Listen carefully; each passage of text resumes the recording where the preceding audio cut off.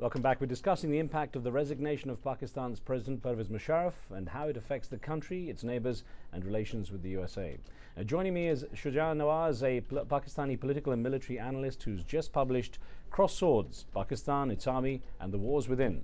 And Naeem Salik, a retired Brigadier General in the Pakistani Army who is currently a visiting scholar at the Johns Hopkins School for Advanced International Studies here in Washington, D.C. Let's get back to our discussion with an email I'd like to put to you, Mr. Nawaz, that came in from Pakistan.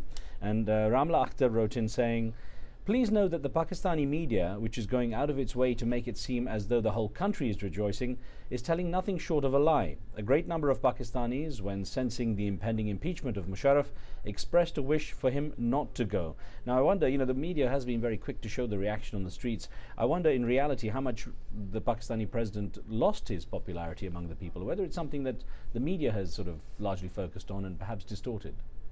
I don't think the media has totally distorted the issue. In recent months, his popularity had fallen considerably based on various international surveys conducted within the country. And in fact, today there was a report out of Gallup, Pakistan, that indicated that some 64% of the people surveyed wanted President Musharraf to be brought to trial. Now that is probably not something that's going to happen for the good reason that the coalition doesn't wish to prolong this agony, and this really diverts attention from the very real issues that they're facing, particularly on the economy. Plus, does the president have immunity, as his lawyers claim, because for any actions he took while in office? Well, those are all issues that would need to be thrashed out in court, and the question is which court? Right. Because the restoration of the judiciary is the first item that the coalition is going to have to tackle, and they seem to have trouble doing it. Well, we've got Salim in London on the line with a question. Go ahead. Hello. It's more like a comment. Assalamu alaikum. What it is, I'm really very surprised to see the naivety of the politician, Pakistani politician, and the public, that they are showing so much jubilation and a joy on exit of my Musharraf. But let me tell you that, and you know it very well, that the things are going to go worse before we go any better, because look at these two coalition leaders, Nawaz Sharif and Zardari. They agreed on a 3-point agenda prior to the election, and none of those agendas are agreed. Today's meeting is one of the proof that they're never going to agree on restoring the judges. Number two, they are not agreed on who's going to be the future president. The third one which was the top agenda, which Zardari thought that Sharif is going to give up on that, but he never gave up. But the fact of the matter is that he's not going to agree as Zardari on the rest of the two agendas. Hence the fact things are going to get worse. Okay, really. Salim, let me put this to General Salik and ask you that, I mean, this is something you raised. It is to some degree the usual suspects or their relatives. Can Pakistanis expect things to improve quickly, or is it, as Salim says, just going to get worse before we see any improvement? See, the problem is that coalition politics is always very tricky. We have seen across the borders in India that they have had coalition governments for a while now, and they still find a lot of problems. And in Pakistan, this is a new experiment, and there is a very strange kind of experiment. I would say kind of an unnatural kind of an alliance. Normally, the alliance is built around one major partner and some small parties supporting them. So then there is one dominant partner which can then lead the policy. But in this case, there are two rival parties equally strong and trying to defend their own turf. So that's going to cause a lot of friction. And as one would expect, this kind of a thing and this mindset, despite the fact that they have a facade of that coalition, the rivalry they have had in the past is very deep-seated. It's not going to go away easily, and those scars are still going to be there. So they will always be trying to outdo and outrun each other. You raise an interesting point, which I'd like to put to you from an email we got from a regular viewer in Sydney in Australia, and S. Anoma wrote in saying, even with a crystal ball, no one can predict what the future holds for Pakistan, but Musharraf did walk a fine line with the threat of Taliban and Islamic militants within the borders, and the war on terror from the outside shaped every decision he made. To some degree, from what you're saying, is it may have been easier for a single person to go ahead with decisive action. And then I wonder to what degree perhaps Pervez Musharraf was trying to please everyone. You see, this was also one of his undoings. because on the one hand he was trying to be very close to the US policy and trying to be a very loyal, enthusiastic partner in the war on terror, which brought him a lot of flack domestically, and then he was trying to balance out that act by intermingling those military operations with the negotiations and agreements, which didn't work out.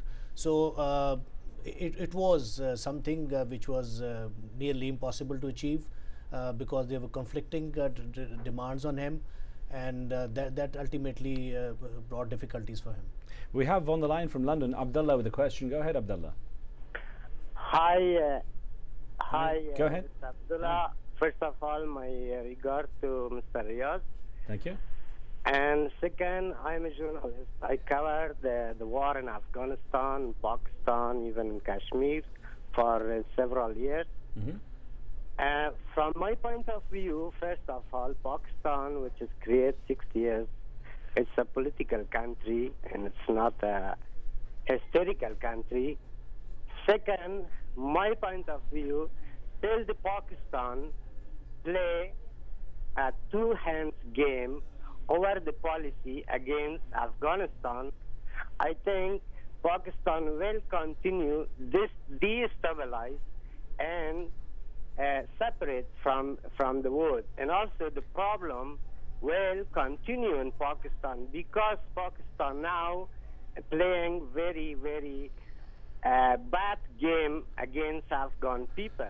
Okay, Abdullah, let me put this to Mr. Nawaz and ask, I mean, this is a tricky question and something, again, that President Musharraf had to deal with quite regularly, the issue of Pakistan's relationship with Afghanistan and what was considered interference with Afghanistan's own internal situation.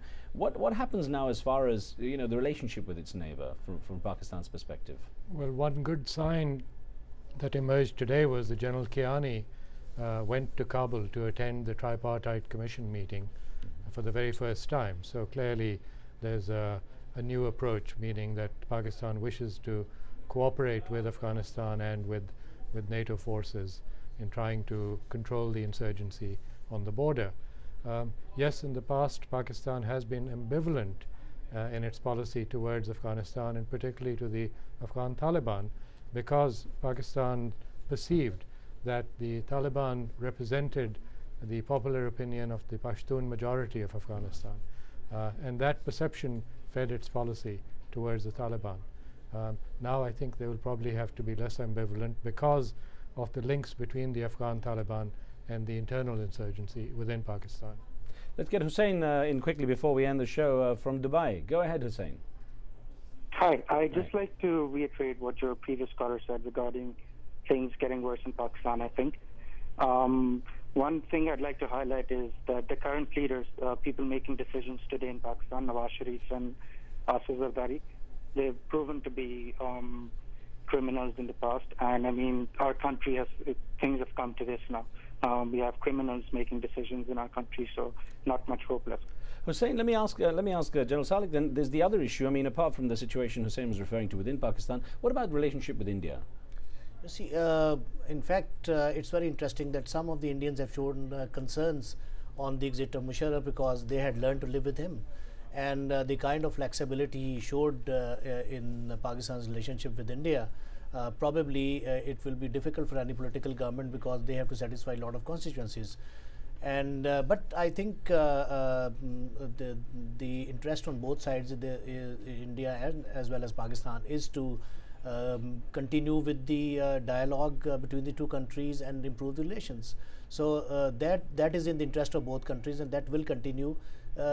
This will need a major departure in foreign policy, and I don't see any major changes taking place in Pakistan's foreign policy with this change.